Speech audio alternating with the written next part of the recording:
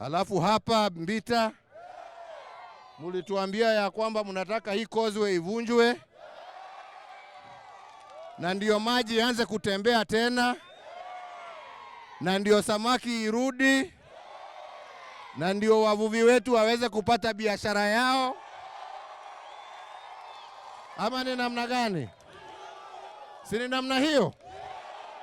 So hiyo ni ile kazi tumekuja kuangalia hapa. Causeway wamevunja, lakini tunataka waipanue zaidi ndio maji iweze kutembea. Tumalizane na hii mambo ya hyacinth kujaa huku, na tukimaliza hiyo tutakuja tujenge bandari ndogo hapa Mbita Point, tuende tujenge ingine kule Homa Bay, ndio hizo fishing port zote ziweze kurudi, biashara irudi, wavuvi wapate kazi, wakina mama wale walikuwa wanauza samaki warudi kwa kazi.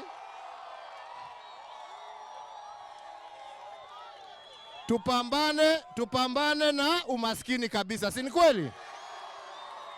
Na hivyo ndivyo tunataka tuendelee, si ndio?